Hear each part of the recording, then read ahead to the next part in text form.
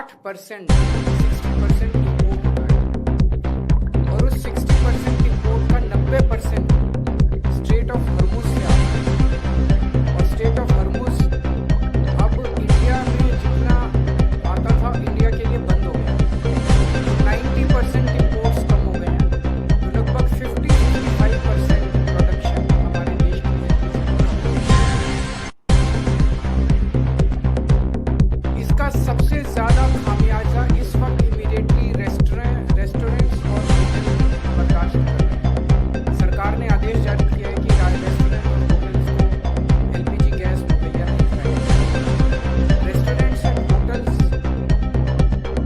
LPG के stock नहीं रख सकते, वो उसको स्टोर करके नहीं रख सकते क्योंकि सेफ्टी कंसर्न होते हैं।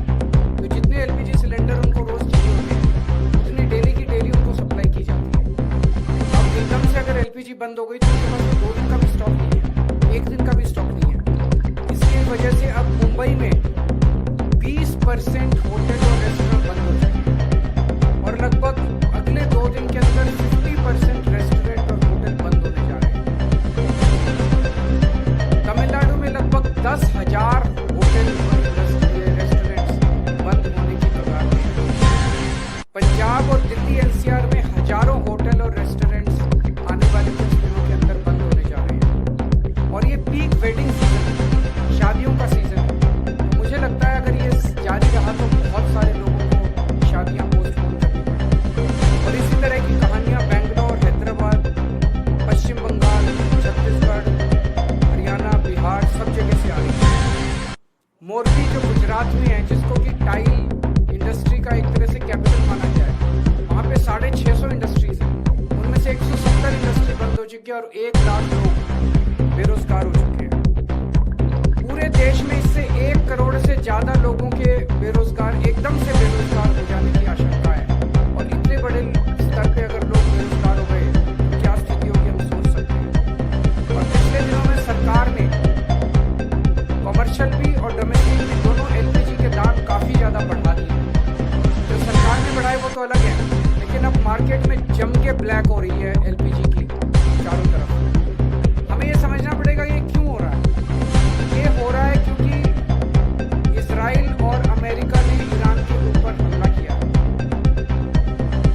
स्ट्रेट ऑफ हॉर्मुज जो है वहां से दुनिया का काफी ज्यादा तेल और गैस जो है उसका निर्यात, उसका आवागमन।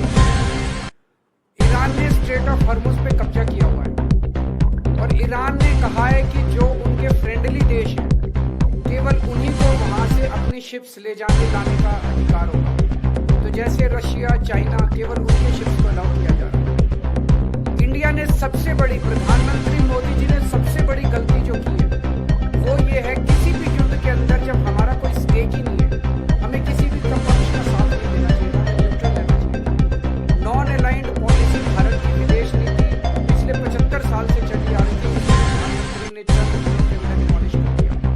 वो जाके सीधे इजराइल और अमेरिका के साथ खड़े हो गए, ईरान के खिलाफ खड़े हो गए। युद्ध शुरू होने के 1 दिन पहले उन्हें इजराइल जाने की क्या जरूरत थी?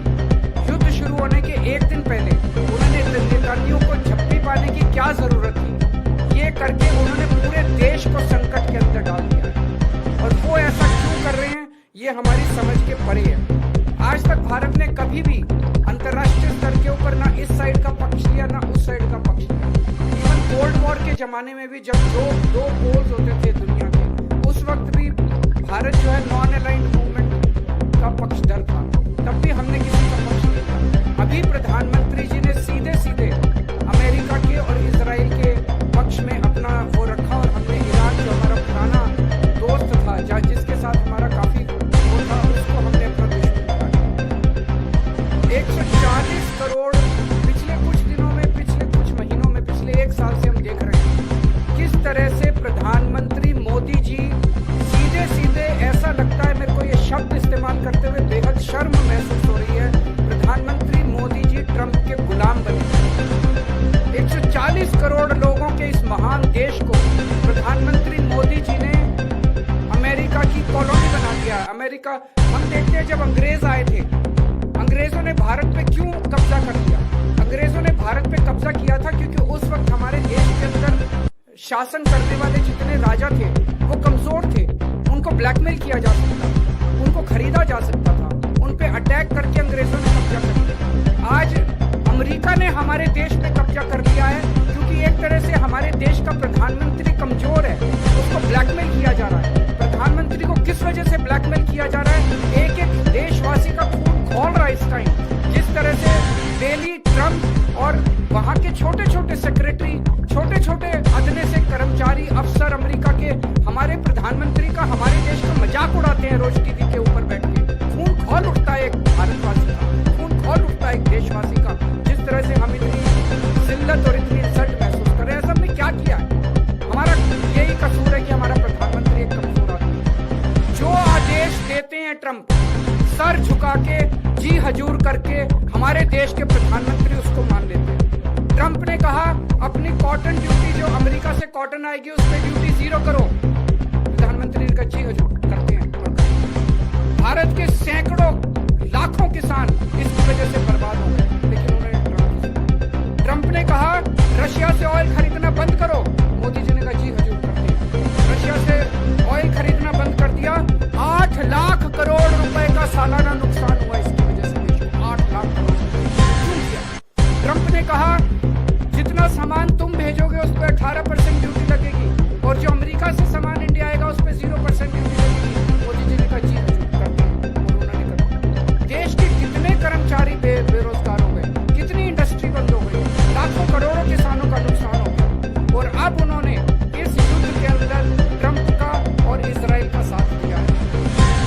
हम ये जानना चाहते हैं कि प्रधानमंत्री जी की क्या मजबूरी है? कुछ तो है ट्रंप के पास, प्रधानमंत्री मोदी जी का, जिस वजह से मोदी जीतने मजबूर। ट्रंप खुलेआम कह रहा है मेरे पास मोदी जी के कुछ ऐसे राज हैं जिनको अगर मैं पब्लिक कर दूं तो मोदी जी का करियर खराब हो जाएगा। अगर मोदी जी को लगता है कि कुछ ऐसी शर्मनाक बातें हैं ट्रंप के पास जिनको पब्लिक में आने से उन्हें नुकसान होगा, वो इस्तीफा दे दें। पर देश के साथ कोई और बच जाएगा प्रधानमंत्री। अगर उन्हें अपने जो उनके सीक्रेट्स हैं ट्रंप के पास, उसके पब्लिक होने से डर लगता है, वो इस्तीफा दे दें। पर देश को बर्बाद करना।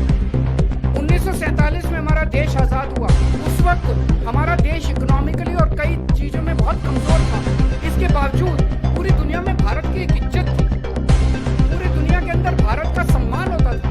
1971 में जब सीधे सीधे अमेरिका ने धमकी दी थी इंदिरा गांधी जी को, तत्कालीन प्रधानमंत्री, कि अगर तुमने पाकिस्तान पे हमला किया तो अमेरिका भारत पे हमला कर देगा। इंदिरा गांधी ने अमेरिका की एक नहीं सुनी, हमने पाकिस्तान पे हमला करके बांग्लादेश को आजाद कराया। वो एक जमाना था जब भारत चौड़ा होकर पूरी दुनिया के अंदर चला। आज हमारे देश के प्रधानमंत्री मोदी जी ने भारत